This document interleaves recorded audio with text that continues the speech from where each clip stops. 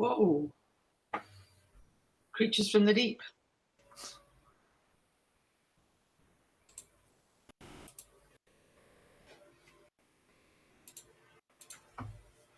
Hello everyone and welcome to another episode of Billy Watson TV. It's a great honour and pleasure to introduce our current guest. It's Sara Salyers, all about salvo.scot, and today we're going to talk about our lovely fake kings, fake coronation and all that stuff. So welcome to the show, Sara. How are you doing tonight? I'm good, thanks. Thanks for having me.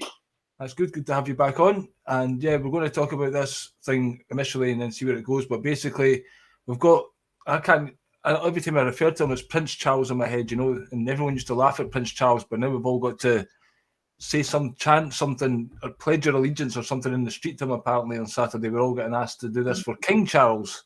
He's our king now. We've got to support his WEF puppet, etc. So what's your thoughts on the coronation itself and obviously the Stone of Destiny and its part in it? Oh, that's a lot all in one, isn't it? Yeah. I'll be at the All Under One Banner rally in Glasgow. I won't be watching. And even if I were inclined just to watch the spectacle, I wouldn't be doing that in protest, because what's really happening there is the celebration of a crime against Scotland, which we'll get to. The story of the stone is really interesting because, you know, I did an article for Yours for Scotland that went in today. So if anybody's interested in what that piece of stone is that he's going to park the royal bum on, and you know what it actually means, there's I paraphrased an article that appeared in 1984 by Archie McCarricker, who is a fellow of the Royal Society and all kinds of things. And so I put that together and just showed, you know, the monks didn't give Edward Scotland's stone at all. I just read the article. It's quite interesting. So yeah, go into the story of it. Yeah. Well, they switched the stone. You know, we know what it looked like from the royal seals and contemporary descriptions. We know that it was kind of shiny black stone. Yeah. We know that Egyptian hieroglyphics on it as well. It had carvings. Kind of hieroglyphics. Yeah, it had. Well, that's what he says. It's hieroglyphics that because it's carvings that, you know, ornate kind of carvings that people can't read. It's probable. He reckons that it was Columba's portable altar, and he gives reasons for that, from where it came and what time it arrived, and quite a lot of the early Celtic Christian saints had altars that came from the Holy Land, came from Palestine. And so that wouldn't be unusual. And so it might very well have, for all we know, it's got Hebrew lettering on it. You know, it's quite exciting to think what it might have had on it and where it came from. But what Edward made off with was a piece of pressed sandstone. Because they had about 6 to 8 weeks prior knowledge, because the army was coming up. That's right. Now that was pretty brave. You know what? If you know the reputation of Edward Longshanks, that was really brave. And I read somewhere that they were tortured, all right, so that they'd given, and they knew, you know, if he guessed, if he. Because the story is that they went back down with what they thought was the stone, and then he sent people back to Scone to ransack the place and couldn't find it. And then he also made, instead of it's going to be gold-plated chair to host it in, they got a wooden one, and he said that only priests can be sitting it. Yeah, ordained. It was. He'd had this goldsmith, quite famous goldsmith, I think Master Adam, but don't quote me on that, was commissioned to make this ornate bronze chair with gold leaf on it for the coronation. And the stone of Scotland, the Stone of Destiny, was to be underneath that, you know, to show that they actually were the rightful kings of Scotland. And he didn't explain to anybody. He just sent this party of knights, and that's recorded back in the Charter of Stirling, back up to Scone, and they took the abbey apart. And they went back empty-handed, and he immediately said, right, and he cancelled the order for the throne. As you say, he had a wooden one made, and he said this was for the priest celebrant. No, the royal, you know, monarchs weren't to sit on it. But he didn't explain why, because he, obviously it would be really embarrassing. So they've gone on doing that. And, I'm looking at this and I'm wondering, I understand, that the real stone, I mean, this thing that was taken, this is a piece of Scottish history, but actually it's a joke. When you think about it, the legend is it came from the cistern in Scone Abbey, and somebody else has looked at that and said, yeah, it's a match, which is basically makes it a clergy stain. Now, we lost our sense of humor here. Yeah, exactly. and then you think about it, the more that we're digging up in Selbo, the more that it's becoming really clear that this so-called union is it's a complete fraud. It's a fiction.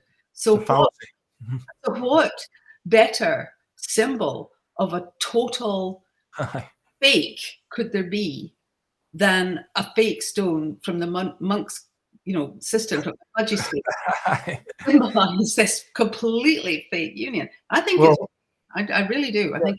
I hope somebody's going to mention that at this rally, because it's too good an opportunity to pass on. You up for that job? Get it in there. I absolutely will. It's there's just some quite serious stuff that needs to be addressed. And as we've said, Charles is not going to be lawfully King of Scots. So explain that. Why is that the case then? Okay. Right. I'm going to try and I'm going to try and not take my usual 10 minutes to explain something. Okay. But I'm going to go back and go, okay, so we are supposedly in a voluntary union. Correct. In something called the United Kingdom, which was meant to be created out of the two former kingdoms of England and Scotland. And that's what Dorothy Bain said to the Supreme Court. A new kingdom was created. If that's true, and let's ignore the bribes and the threats and the army being sent in just for a minute, we'll pass over the voluntary bit, and we'll get to this notion that this treaty with this union was created by agreement. And there's only one thing that puts that agreement in place, and that's the Treaty of Union. Yeah. Now, a treaty is a contract. It's an agreement. It has two partners at least. There are two people involved, or two parties involved. And every treaty, every contract in the world has got limits.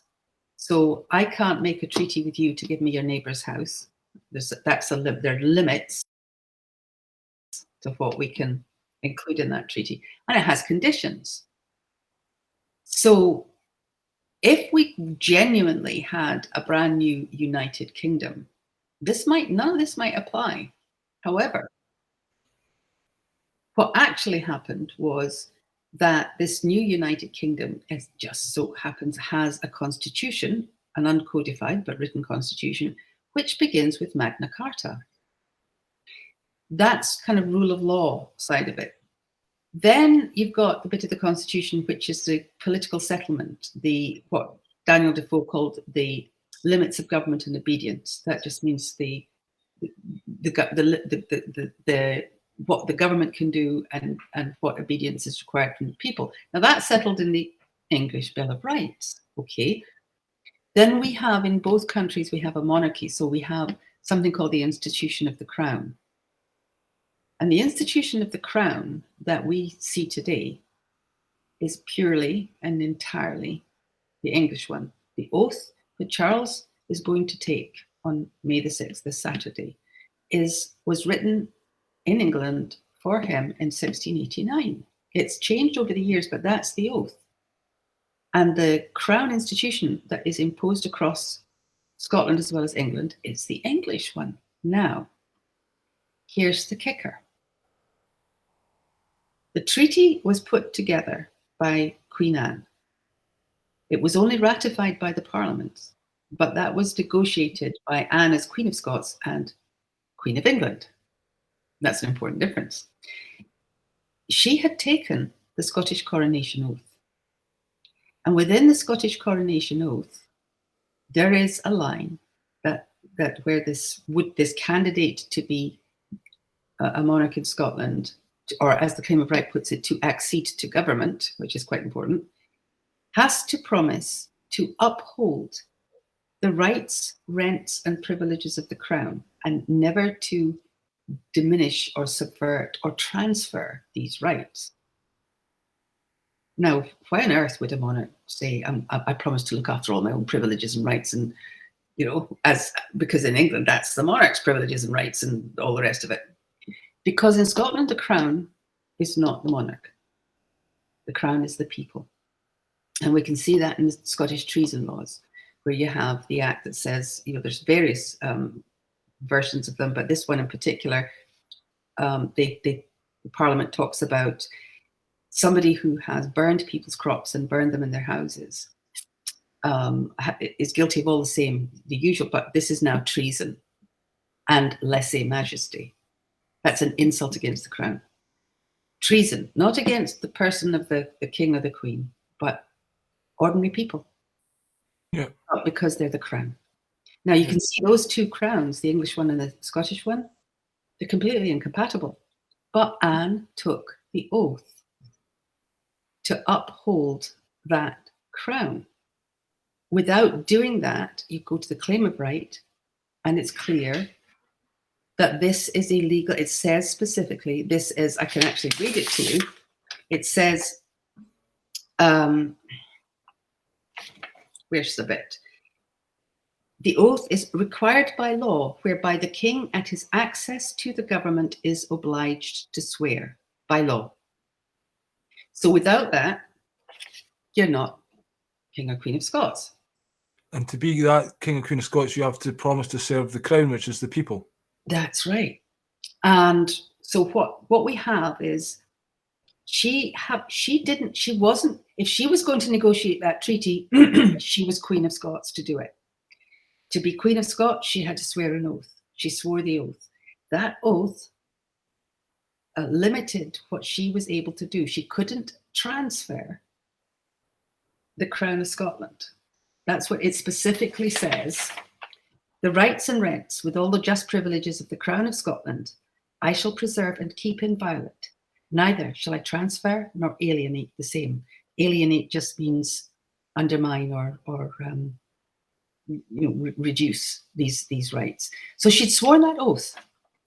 That's the oath that made her queen. That's the oath that gave her the right to negotiate a treaty. And that's the oath that prevented her, therefore, from transferring the Crown of Scotland or undermining it, which she immediately did, of course, or alienating it thereafter. So the very oath by which she was entitled to negotiate a treaty was the oath that meant the Scottish Crown could not pass into the reach of that treaty. It could not be transferred to the English Crown, right? That statement about this being the lawful oath that a monarch has to take is in the beginning of the Claim of Right. And that Claim of Right, as you know, was a condition of the Union ratified by the Scottish and English Parliaments. So what does that mean? Well, it's really simple. It means you can't be King or Queen of Scots if you haven't taken the oath. Right. The last monarch to take the oath was Anne. And I'm sorry, Chuck, as far as I can see, you're no King of Scots, even if you've signed the Claim of Right, which Alex Salmond says he has. Apparently he didn't just make that lip service oath where he says, I'll uphold this Presbyterian faith as under the Claim of Right, which is just, that's not the important bit. But he signed the Claim of Right. Under the Claim of Right, he has acknowledged then that he's not king without the Scottish oath.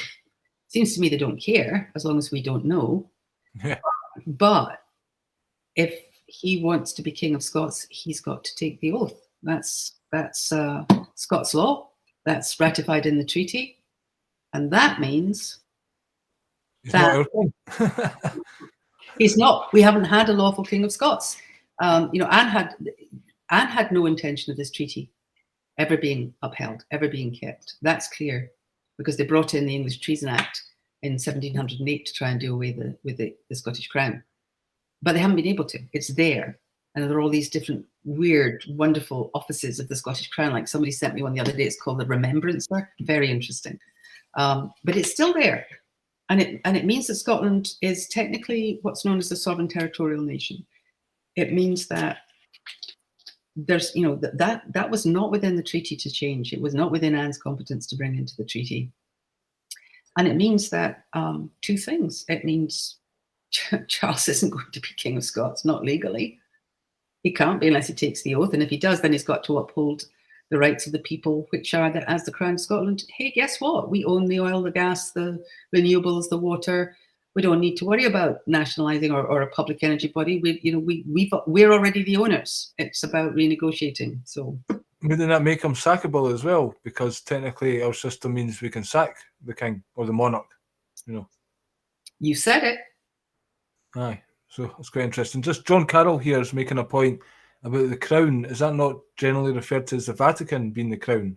No, it never was in Scotland. Interestingly, Scots kings, I only discovered recently, were never actually crowned. It wasn't called, I refer to it as a coronation, everybody does, but apparently it wasn't. It's a very interesting bit in that bit out of the Claim of Right, where he says, whereby the king at his access to government. Apparently, Scottish kings and queens acceded to government. They weren't crowned. Well, that makes sense if you think the crown was the people, was the community of the realm. They had a crown. We had a crown. Particularly the Stuarts really wanted a nice kind of shiny crown, but they were not crowned because they didn't wear the crown. They were the first among equals. They acceded to government. So in Scotland, much as in England, government was the king or the queen in Parliament, along with quite a lot of other bodies, as you've probably heard me talk about, who had different powers and the ability to alter that. And as we know, the Parliament and the monarch was subject to the people through the Act of Salvo, which we find again when Anne was divvying up the bribes in 1706. And Salvo was declared, and we're told exactly as we thought, that it's subject to Salvo, and anybody who has a right to object to this, that their rights are being undermined in some way, can appeal to the Court of Session. So, the Crown in Scotland is a very, very different creature from the feudal, top-down, overlord, ruling class setup that you see in England. Completely different. And when people, talk about being Republicans, which if I have to accept if it's the English Crown or a republic, give me a republic any day. Yeah.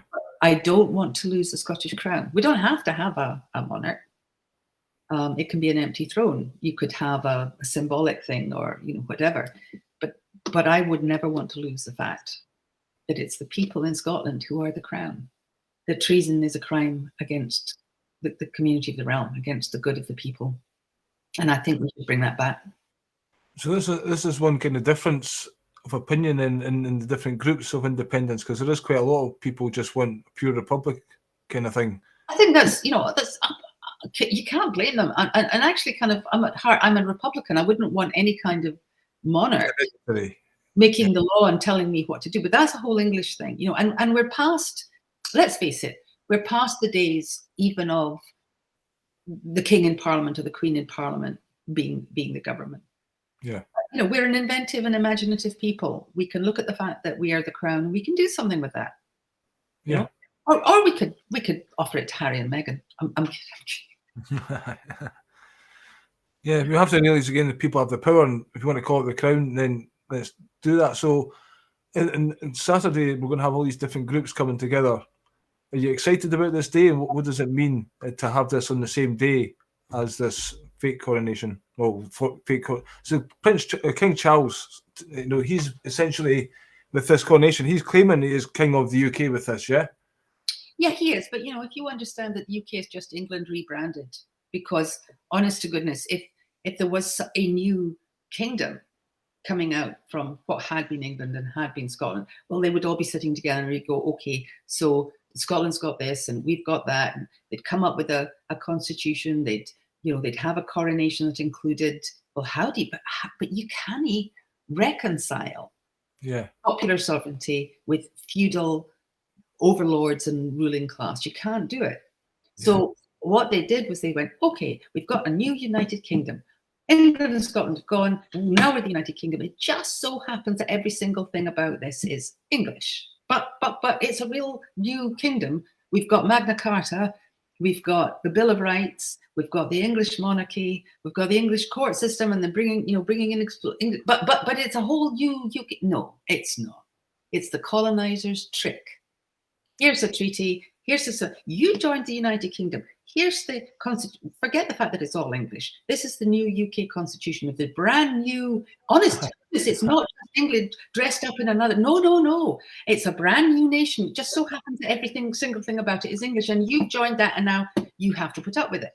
And here's our soldiers come to make sure you obey it, and then change your language as well. I was talking to my son about that, the importance of the Gaelic language that we lost. We're probably, naturally going to express ourselves. Our characters are much more suited to talking naturally in that language. So even talking a foreign language essentially has changed us. We still have Scots. It's just most of us were given the belt if we spoke it. Yeah, that's true. There was a move in the past to try and increase the number of people speaking it. I don't know if there's there's some people doing some wonderful work on that. I used to take and read bits of Winnie the Pooh in Scots and to my college classes to get them used to the idea that whatever you've been told, there's no such thing as proper English. And Scots is the oldest form of English in the world. There's a thing called Platt Deutsch, which somebody wrote to me and said, when I was in this part of Germany, I suddenly found I could understand things people were saying, and it was because it was this old Anglo-Saxon. Now, the Anglo-Saxon enclave in Scotland was kind of basically Fife and down the Lothians. The rest of it was what we call Celtic, Brythonic, Pictish, and Scotic, and they spoke, P Celtic and Q Celtic as they call it. So, the Gaels would say Ken for head, like Malcolm Kenmore, Malcolm Big Head. The Brythonic, that's where the Welsh, the Cornish, and the Bretons fit in. They'd say Pen, like the Pentlands and so on. But it originally comes from the same language, so very much the same people. But Scots developed out of very old Anglo-Saxon. Right. It's actually older. When you hear the royal family speaking like that, which is dialect of, this is proper English. No, it bloody isn't. It's, it's a very peculiar, this tells you what class I belong to. And it's certainly not what we teach as standard English, as a sort of international mobillion or whatever that people can speak. But for most people, it's a second language. And that what we're taught, when we're taught this is proper English, well, I'd like to know how come something that actually nobody really speaks and that is extremely modern. I mean, Chaucer didn't speak it. And if you read Chaucer with an eye to Scots, you'll get on a lot better with him than if you don't. Shakespeare didn't. The Victorians didn't. So what is this proper English we're supposed to speak? Yeah. Scots is actually the root language. Yeah. So they can just... Can we lose different ways to express things? We may have different words for love, like Eskimo have 30 different words for snow and things like that, So we've got great Scots words, and I really wish I spoke it, but I'm one of those that was, speak properly or you'll feel the ruler on your hand. So I was going to ask just about all this information that obviously Salvo was getting involved in exposing, and about Alex Salmond and the SNP before, when they were going for independence.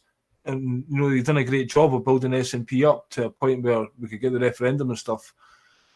But do you think that he and the people back then were once aware of this knowledge that Salvo seemed to be bringing to the fore? So now it's like with the Alba Party and the other groups, are they all aware of this? And is it like wanting to come together to kind of get to the root of all this? Well, I think, because SNP are obviously not interested, it would seem, in the actual truth of this. Let's make a distinction that I wish people would start making. You know, the SNP is not the little clique that has, you know, taken over a party that, you know, I joined 30 odd years ago and was really proud to be a member of. It's not, you know, it's not a party belongs to its members, even if it's been kind of kidnapped by a top-down power base. It still actually belongs to its members. And one of the things that I love about Salvo, and that was always in you know, part of the plan, is I'm now watching the Salvo hubs get going, and I'm watching people that were, you know, snarling at each other a few weeks, all office bearers together, getting together, organizing meetings, you know, all in the same boat. It's just, we're not talking about it, we're doing it, and that is brilliant.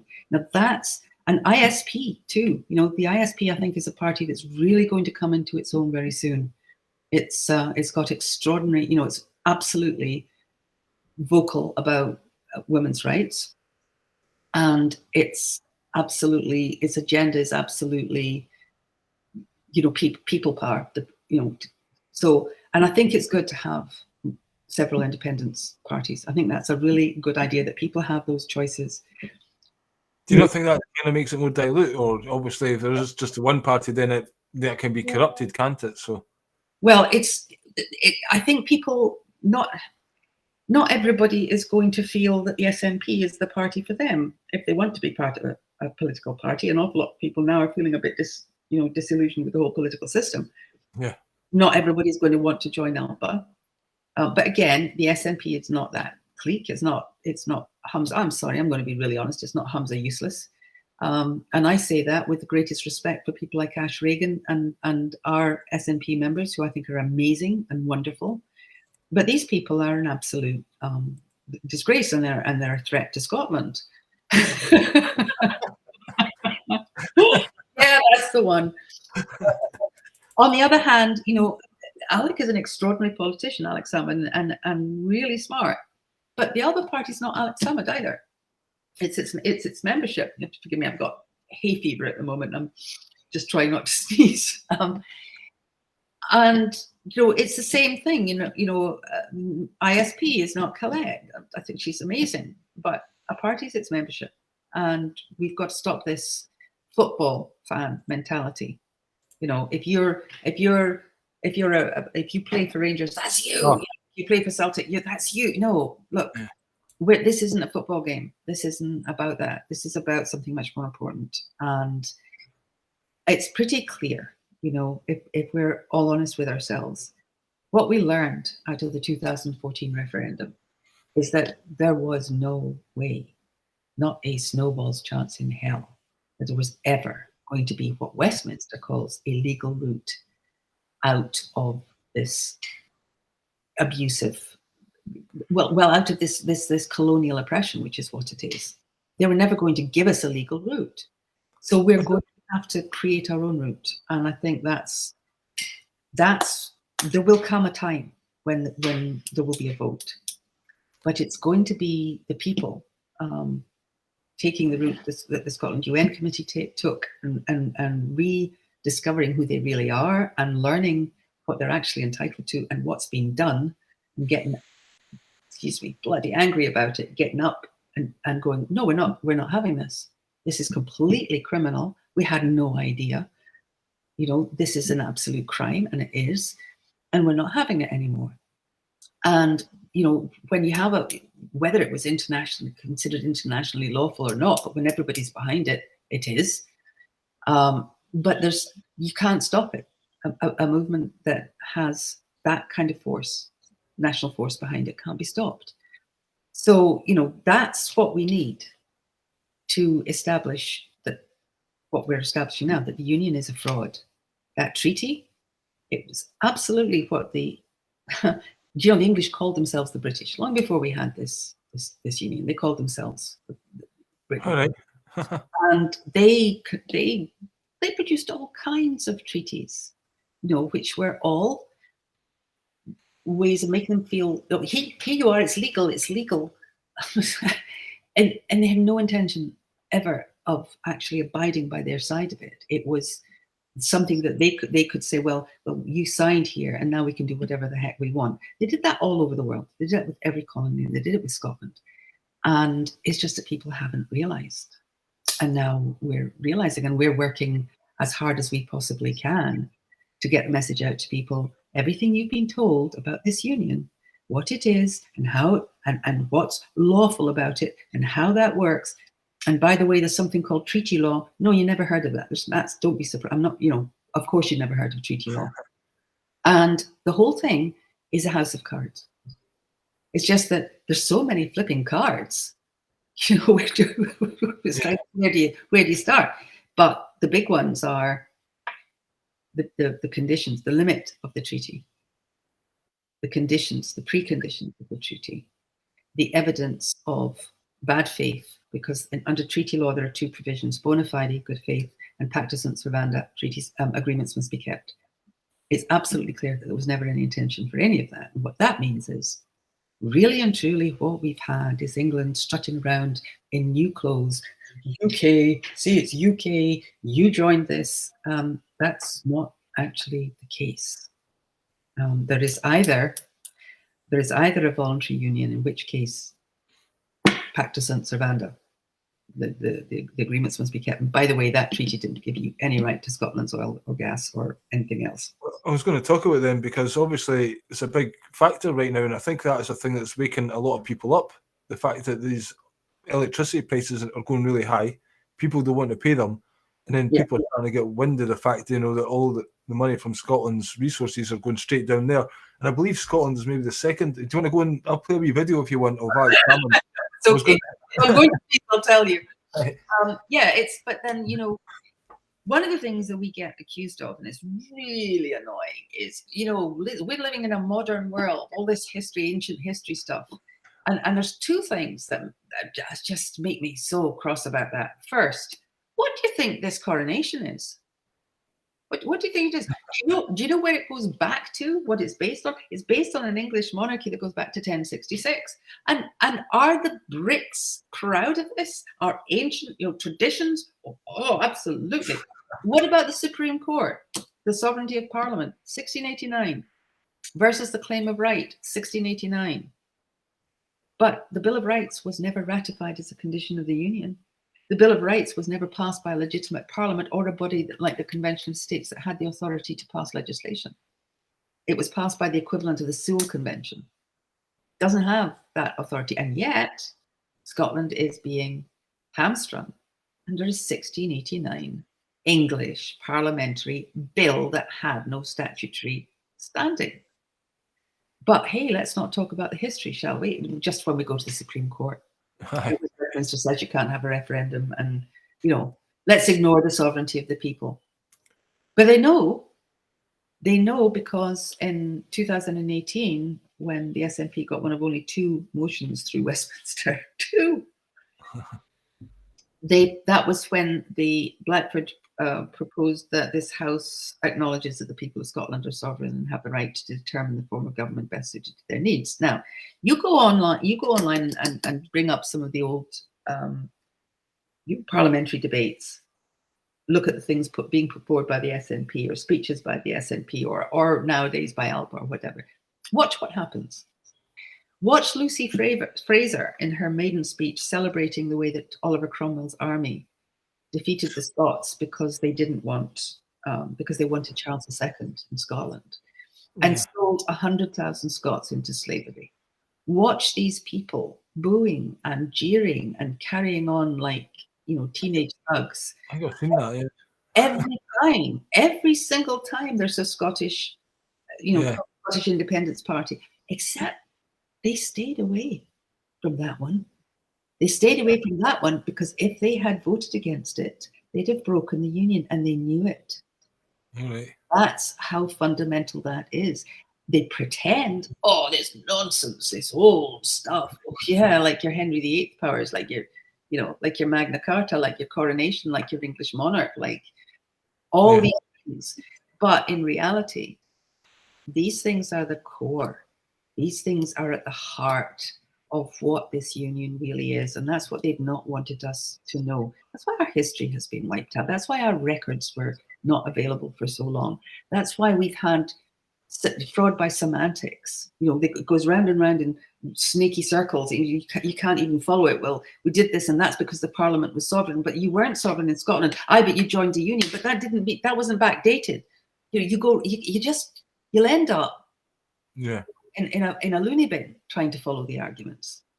But the facts that can't be changed are the facts that we're showing now. All the stools on which the United Kingdom as an entity stands are entirely, or the legs of that stool, they're entirely English. And that means that all we have is England dressed up.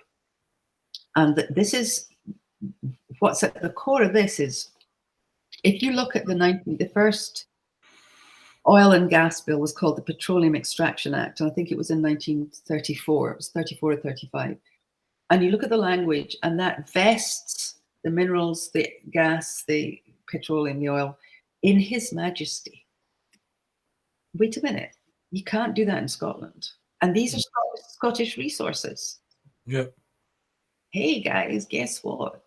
It's that 1066 English crown they're using to plunder Scotland's resources by pretending that the Crown institution in Scotland, it got absorbed into the union. They just gaslight. They throw out another and another and another. But the fact is, what we know is that treaty excluded the territorial assets of Scotland. That's the bottom line. That treaty included a condition. Now, Westminster can claim that it can do what it wants with the articles, and that's a really, and so many lawyers accept it.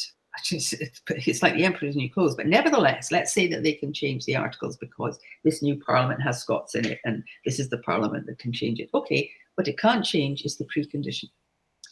The condition of those articles being passed, the condition of this union, the condition of the treaty, is that the claim of right, they got it through in the religious documents, but it doesn't matter because the claim of right is what is the claim of right, and it got ratified by the Scottish and English Parliament, and became a condition of the union, and that's why they didn't vote down that motion in 2018, and it still stands. All they do is pretend these things don't exist. So that's why Salvo says, "Know your past, shape your future." Yep. You need to know. You need to know what was done, and when you start to look at what Scotland had, look at that for a crown institution. How beautiful is that? The people of Crown. And then look at the provisions in Scots law that we had, that made justice, the same justice, available for all. You're not allowed to put the king or queen in England in the dock. Oh my God, you can't say Prince Andrew, you're going to be answering charges in the court of law because he's a member of the royal family. You can't do that. In Scotland, you could. Absolutely. Same justice. And we had the oldest legal aid in the world? Because everyone had a right to justice, they passed laws saying that people had to be given the money they needed to get justice. So when they got rid of legal aid in Scotland, that was a crime against the people. That was something we should and could cry salvo on. Yeah. Anyway. At this thing on Saturday, what speakers are going to be there? And will you be stressing these points, because these are the ones that everyone needs to know? Because to me, once people hear this, then it's not up for debate anymore, what's right or wrong, or should we or shouldn't we? It's like we've been, duped. Well, we're doing something. There are going to be a lot, as Neil Hamby likes to say, there are going to be a lot of different strands to the movement for self-determination. What I hope will happen is that as we make clear that Scotland really is, and that we can absolutely prove that Scotland is an annexed colony with England trumpeting around in Britannia clothes, calling itself the UK and claiming we joined that. Because it's always really annoying when you're on holiday or Americans to say, England, and they mean the UK. What about fucking Scotland, They're right. It's the UK is England. That's what they're absolutely right. That's all that there's ever been, and they can call it what they like, and they can use all the phrases and semantics and courts and whatever. The facts are the facts are the facts. That's England, parading around in UK clothes, and it's not a union at all. So that's what we hope, is that, as people begin to understand that, they'll also begin to understand that we've had our identity taken. This is something Alf Baird makes a point of. We are a colony, we are annexed. We have had our history, our languages, our culture, our laws, our institutions, and our crown subsumed into an English hegemony, which is not what it says in the treaty, and not what the Queen was entitled to do, and not what the parliaments were entitled to do. That's what's been done. The more that we understand that, the more we get two things back. Why? Why does that matter? What makes us different? It's time that we learned again. Why were we not England? Why was it not just, we were just a wee shadow copy of England? Well, because we had entirely different values. We had a different social contract. And that social contract, no matter what the historians write about these lairds and lords and nobles and barons, you look to the laws, you look to the statutes, you look to the rights that the people claimed and used. You look at the fact that we had universal free education by law. You look to the fact, and that was supported by the common good funds. It's really no accident Scotland had lots of inventors and stuff like that, because as a race we were quite well advanced, really.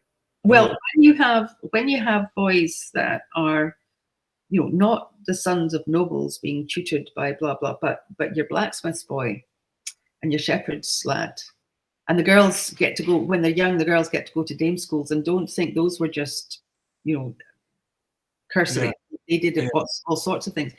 But when they went to the grammar schools, and we had 333 of them, and it wasn't John Knox, that began with Bruce. And the law was passed for this kind of universal education in the 1400s. And by the Reformation, we had schools in Scotland that were famous across Europe. One in Alyth that was particularly famous. And what they taught in those grammar schools, this is at a point where the peasants in England had to make it, they made a mark, right? And we were the same. No, these boys, they were learning Greek, Latin, sometimes Hebrew, mathematics, philosophy, theology, astronomy, sometimes music. This would. One of my favorite stories is about where just down the road from where I live, a place called Burntisland, where the council, the parish council, went to inspect the schoolmaster, and discovered that he was only teaching reading, writing, and mathematics. So they sacked him. For ordinary, down to earth, what we call working class kids, that was not good enough, and he was sacked. That was nowhere near what the same the level of the same thing that was being offered in England at that time. Certainly definitely not. In pockets there were bits and pieces, but not the way we had in Scotland. And to that level, no, that's Scottish identity for you. But we have the potential, because there's not that many of us here, really, in the landmass, with all the resources, to really benefit hugely and then invest in our own population and control our own destiny, really, and all the things, like if we're the crown, the SNP are introducing certain policies and people are uprising against certain things these days, agendas and whatnot. If the crown, how would that operate if people say, no, we don't like that? Does it go to a debate and the best idea wins, or is the number of people say we'll have a vote on things? Because obviously, to me, it's common sense, but changing genders and stuff like this, it's just, hold on a minute, let's put a line in the sand there. Absolutely. So, well, you'd look to countries that have got popular sovereignty, sovereign, crown, that's what it means, right?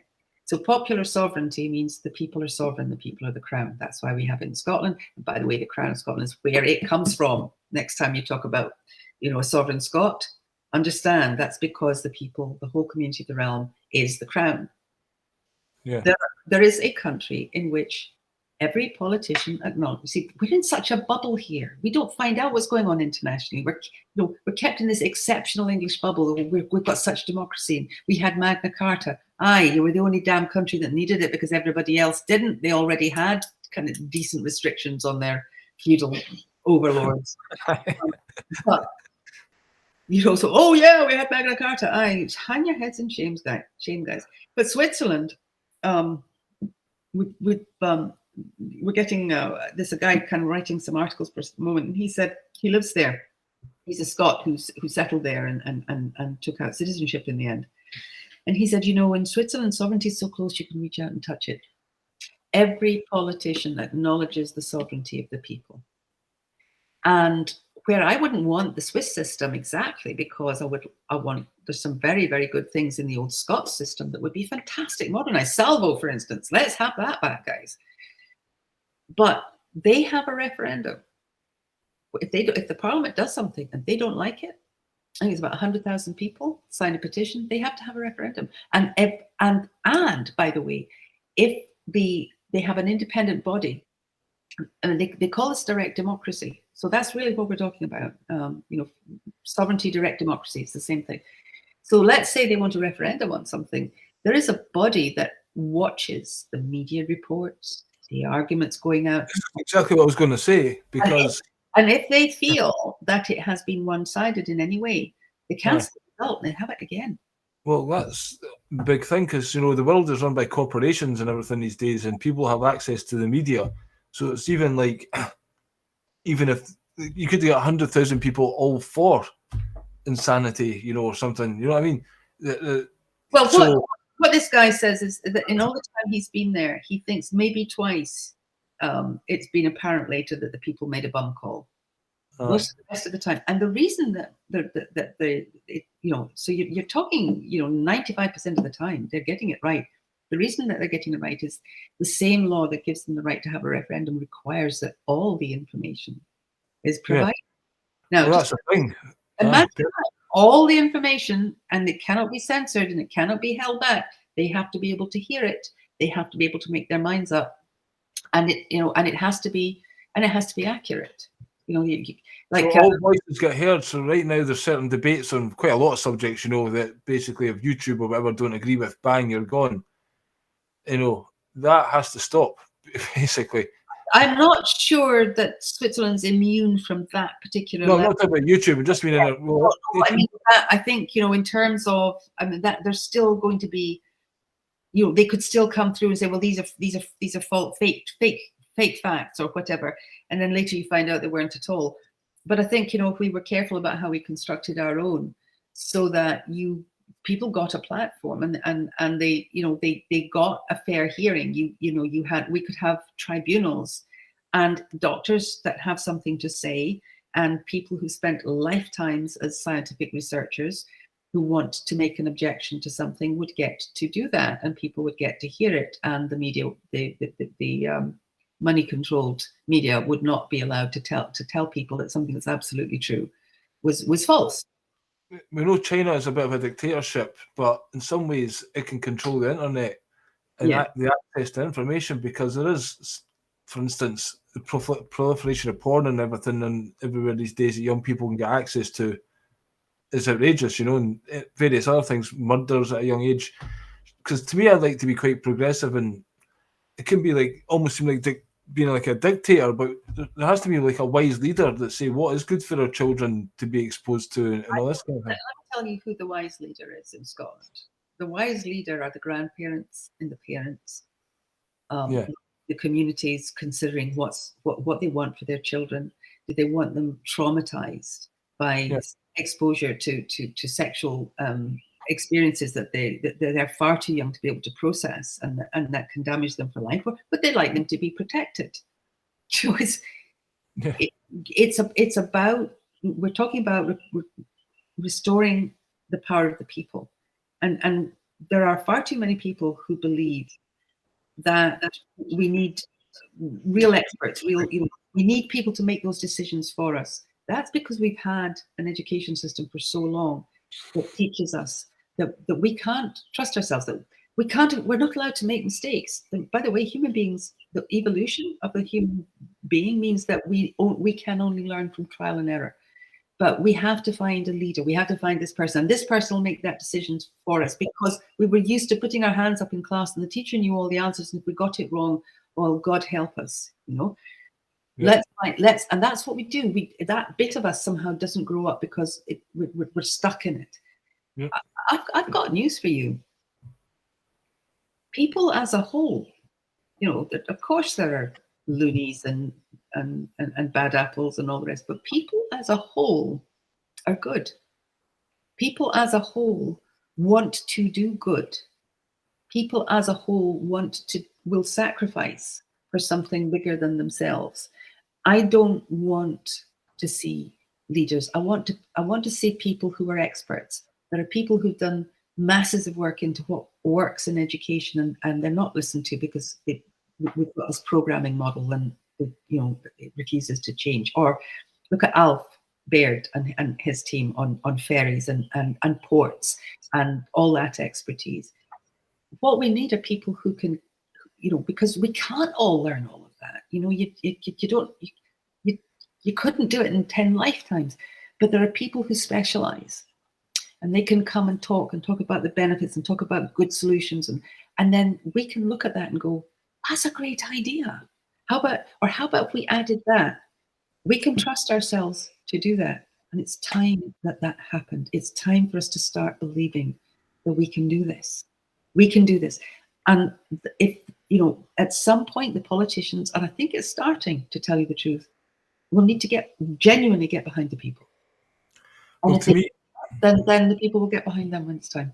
Well, you mentioned old Humza there, and he's going around everywhere these days, seems to be shaking his hand with everybody, and a lot of it to me is just showboating, and it's like, and then because every time he does a post on Facebook, everyone's like, independence, get your arse out. It's like almost like now saying things. He went canvassing, I think, in Dundee, like, we're behind independence, but you don't get the feeling at all that he means it, or it's just fake. If you were to ask him what he means, what is he when he talks about independence? What does he mean? Yeah, he's trying to still go on about the old way of the SNP. Was that? And what would we get with independence? Would we get what we've got currently? Is a devolved Scottish Parliament run like Westminster on an English system? Has anybody looked at what we could and should have if we were to implement our basic constitutional principles? Not to my knowledge, apart from us. What it looks like is popular sovereignty, and what it looks like is what Switzerland has, and managing our own resources, even while we're in the Union, looks like what the Faroe Isles have. It's, we need to start. This is what I was going to say. Alf Baird has pointed out that no colony, and we certainly are one, has ever got self-determination without a liberation movement. That's why we set one up. He's also pointed out that movement has to involve everybody, and you have to have such a strong sense of identity that you will sacrifice for that. You don't. Now, what have we been doing?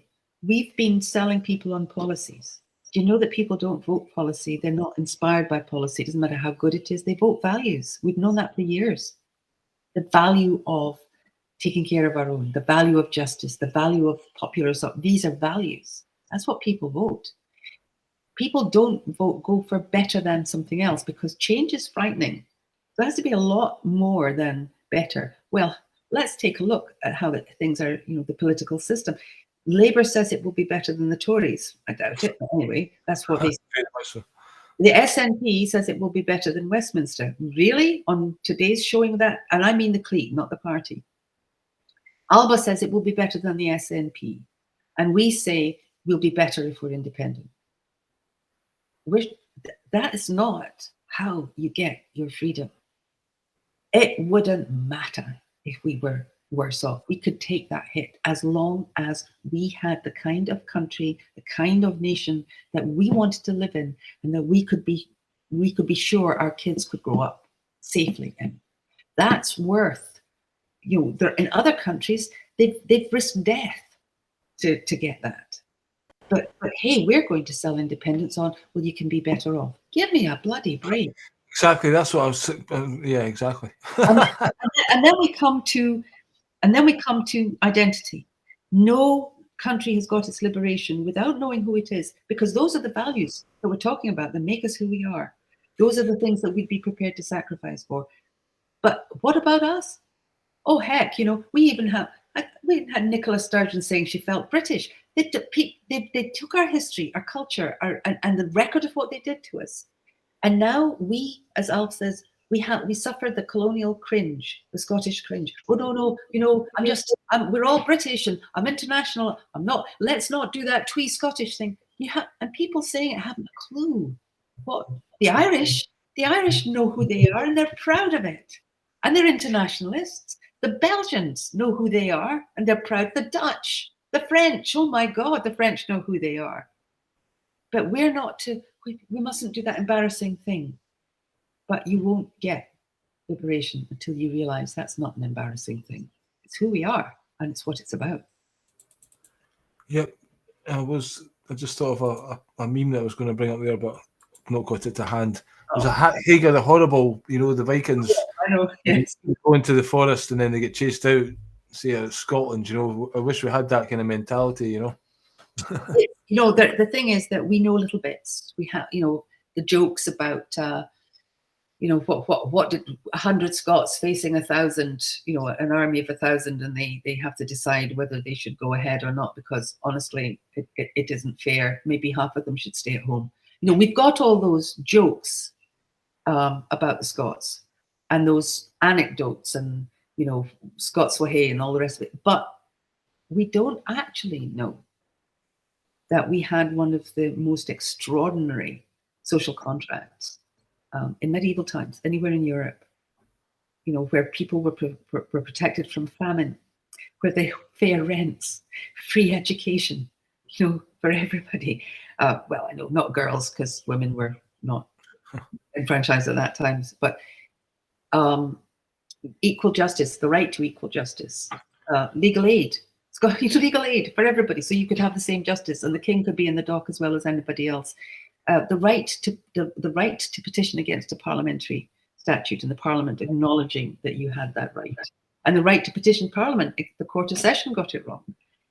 We had, and then people reconstruct Scottish history in the teeth of all these acts and statutes and provisions. And honest to God, no matter what was going on in the rarefied atmosphere of the privileged, and there's always a privileged in any country, if you ignore what the social contract is, you don't get the history. You've not understood it. Because if those people had been the ones, from whom it all came and who it was all about, and that decided what Scotland looked like, we'd never have had those things, but we did. And more, a lot more. Treason against, you burn your neighbour's fields, you kill your neighbour in his house, you've committed treason and an insult to the crown. It's bloody beautiful, excuse me for sharing. And we don't know that because it was taken away from us. And when we do, that's the point at which we need to be able to say to Scots, do you think this is worth saving? Do you think we should have this back? That this is as who we are, and that we can take these and make them the core of a new constitution, modernize them, but keep them, and that's when it starts to turn, not when the political party negotiates something with Westminster, because you cannot negotiate with a kidnapper. We've been trying to get a divorce from a fake marriage when all the time we've been a kidnap victim. You don't get a divorce from the kidnapper. Yeah, very much so. There's lots more we could go into, but I was going to say one thing about that, but it slipped my mind. I'm sorry. No, it's all right. I was just going to say are you enjoying about Nicola Sturgeon getting her comeuppance and stuff these days? No, it makes me feel ill. You've seen it coming for a long time. But I can no more enjoy the sight of that than I can enjoy the result of the 2014 referendum. What this has done to a really powerful movement is unspeakable, and what it's doing now. And I just think I would like them to throw the book at her. I'd like all of it out, dealt with, over, so we can move on. And I hope the real SNP, the members who are great. It's full. Yeah, there are some Johnny come latelys that are still going, Nicola, but they came over from the Labour Party, and those are the ones that they'll stick. They'll go with anything they're told. The real movement, the SNP, the real membership of the SNP, who've been there, for a long time and stuck at it. That's the indie movement we know. Same with the people who left and joined Elbow because they needed to go somewhere that was for indie, or the people who went to the ISP. And I hope that once it's over and what's really been going on with that cabal is exposed and they're gone, the SNP can get back to being the SNP. Yeah. Do you have any idea what was going on behind the scenes? And what's the investigation? You can't say anything. So I couldn't possibly say. It's a police investigation. I'm not. I can't talk about it. What I know. I know confidentially, and until I've seen the evidence myself, it's secondhand. But I hope it's all going to come out, and I wish it would come out quickly, and we could have it's that kind of the bloodletting of all of that and move on. Oh, it's quite sickening to see that Rishi talk about, the SNP in such a bad way, as if his government's, it's absolutely the idea that he's got a right to even comment on the corruption that is absolutely insane. But it's jaw-dropping that they think they can comment on corruption in the Scottish Parliament. But the fact is that the fact that they're so bad doesn't make this better. Yeah. We've never been like that. We've always had our Vichy collaborators. They have them in every country. They had them in India, and they all came after India got its independence. They all came rushing over here, because they were in danger from their own people, whom they had absolutely sold out. But apart from that little group that's always been there, Scotland's not like that.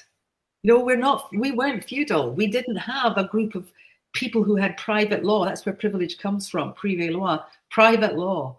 The law, the law that applies to the people doesn't apply to them. We never had that. And we never had that kind of, which is why we didn't have that level of corruption in Scotland.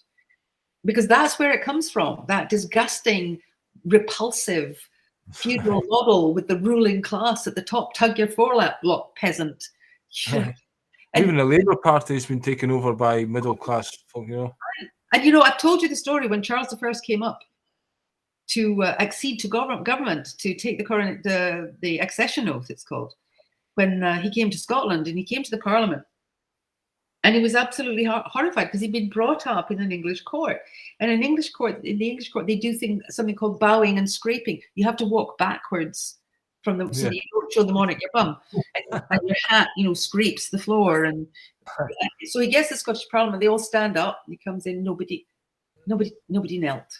Nobody took his hat off. Nothing. And he turns around and says, "What's going on here? Why is nobody's even taking their hat off?"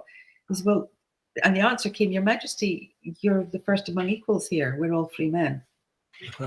Completely different. And that's this model over here. That's not who we are. And we need to remember that. It's worth keeping. And we'll have to collect our songs and our stories and our histories. We'll have to give people the job of going and collecting these histories and these memories and these records and putting them together and finding the old songs and the old traditions and the old laws and the common good. How does that work? How did the boroughs, which were the equivalent of citizens' assemblies, how did they affect and actually write parliamentary legislation? How did Salvo work? How did communities organize around the common good for everybody? These are the things that we had, and we don't want the medieval version. We want a modern version. So we'll have to look and see which countries have got things like we had in a modern version. But that's what we need to do now. we need to remember who we are and invent ourselves as who we are, and not, oh, well, we've been English for so long, we might as well continue with this disgusting English parliamentary system. No.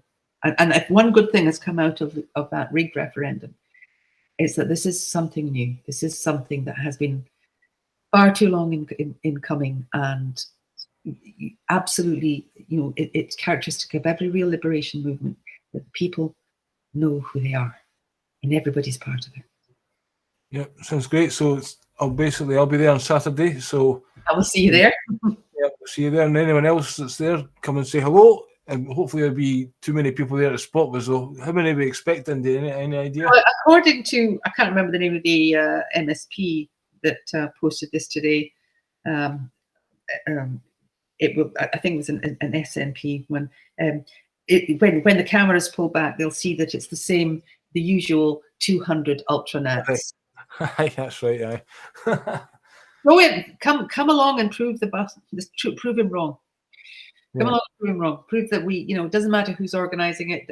We've got Ash Regan speaking, we've got Alexander speaking, and I'm speaking, and Colette speaking, and Robin McAlpine and David Henry speaking, and there's a great and fantastic speakers, and my brain is a bit fried, or I would be able to reel them all off to you. But the big thing isn't really the speakers. I mean, that's exciting.